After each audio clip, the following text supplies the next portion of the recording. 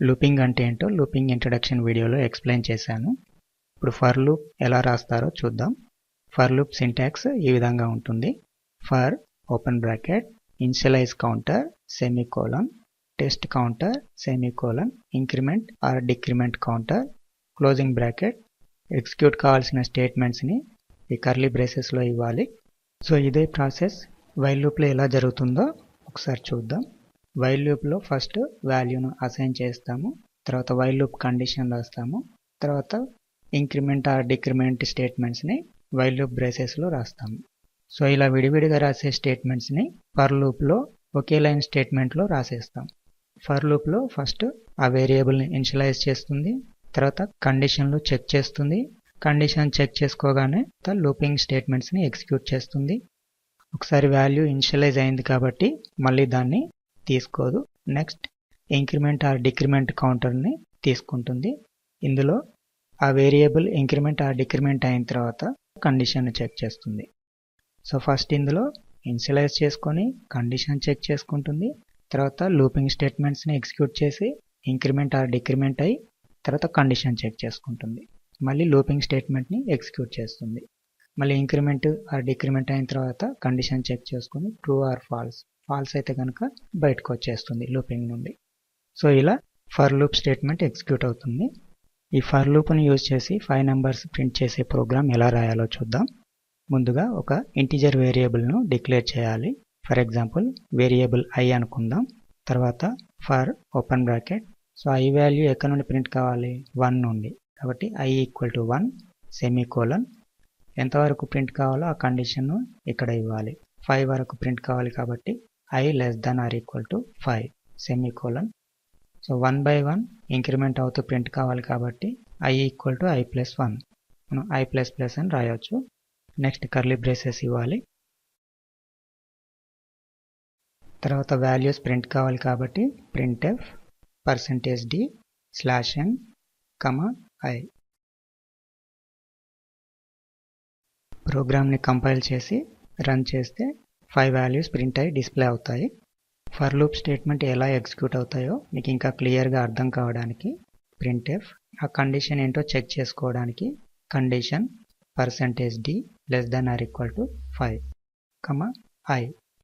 Run చేస్తే మీకు programme execute అవుతుంది. అన్ని వాల్యూస్ ఒకేసారి డిస్ప్లే అయ్యాయి. 1 by 1 డిస్ప్లే కావడానికి లూపింగ్లో getChను యూజ్ చేయాలి. మళ్ళీ ప్రోగ్రామ్ రన్ చేస్తే 1 by 1 ఒక్కో స్టేట్మెంట్ ఎగ్జిక్యూట్ అవుతూ ఏదైనా కీ ప్రెస్ చేసే వరకు అవుట్పుట్ హోల్డ్ అయి ఉంటుంది. సో ఇక్కడ కండిషన్ను మనం క్లియర్గా చెక్ చేసుకోవచ్చు. Condition 1 less than or equal to 5.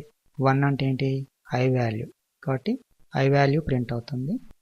అదేవిధంగా next I plus plus, so I value 2 అవుతుంది. 2 less than or equal to 5, కాబట్టి ఐ వాల్యూని 2 ప్రింట్ అవుతుంది.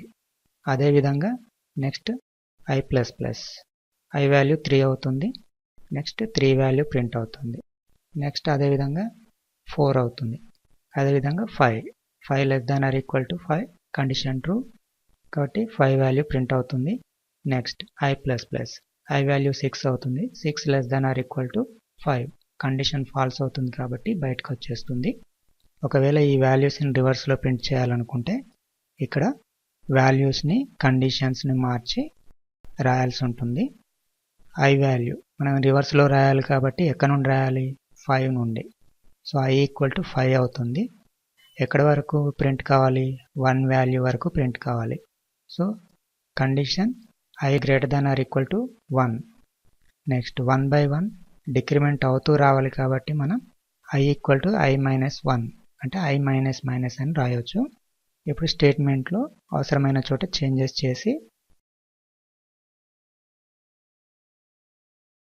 ప్రోగ్రామ్ని ఎగ్జిక్యూట్ చేస్తే 5 greater than or equal to 1, condition true అవుతుంది కాబట్టి ఐ వాల్యూ 5 ప్రింట్ చేస్తుంది. నెక్స్ట్ ఐ మైనస్ మైనస్, అంటే ఐ వాల్యూ 1 డిక్రీజ్ అవుతుంది, 4 అవుతుంది. 4 less than or equal to 1, true అవుతుంది కాబట్టి 4ను ప్రింట్ చేస్తుంది. అదేవిధంగా 3, 2, 1, సో 1 తర్వాత ఏమవుతుంది, 1 మైనస్ మైనస్ అంటే 0 అవుతుంది. 0 less than or equal to 1, condition false అవుతుంది, సో బయటకు వచ్చేస్తుంది. ఫర్ లూప్ స్టేట్మెంట్లో ఒకటి కంటే ఎక్కువ వాల్యూస్ను కూడా మీరు ఇనిషియలైజ్ చేసుకోవచ్చు. దానికోసం కామా యూజ్ చేసి వేరియబుల్కి వాల్యూస్ని అసైన్ చేయవచ్చు. ఫర్ ఎగ్జాంపుల్ ఏ అనే వేరియబుల్ తీసుకుందాం. ఏ ఈక్వల్ టు 10 అనుకుందాం. సో ఏ వాల్యూ ఇక్కడ 10తో ఇనిషియలైజ్ అవుతుంది. అదేవిధంగా ఇంక్రిమెంట్ ఎక్స్ప్రెషన్లో కూడా మీరు ఒకటి కంటే ఎక్కువ స్టేట్మెంట్స్ని ఇవ్వవచ్చు. Comma A plus equal to 5.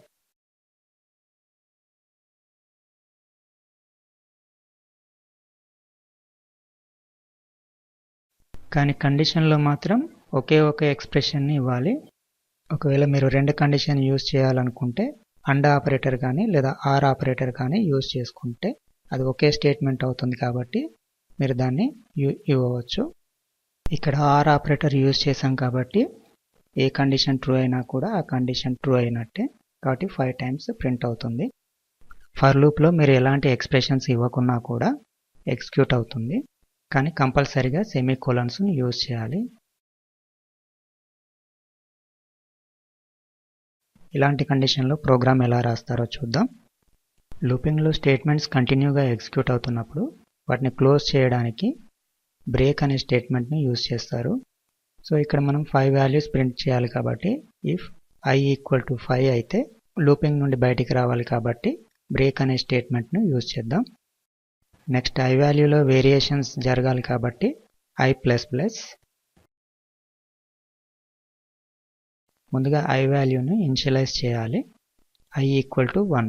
తర్వాత ప్రింట్ఎఫ్ స్టేట్మెంట్ని మాడిఫై చేసి ప్రోగ్రామ్ను రన్ చేయండి.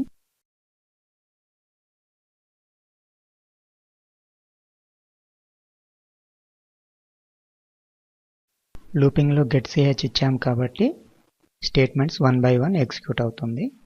ఇలా ఫర్ లూప్ని యూజ్ చేయవచ్చు.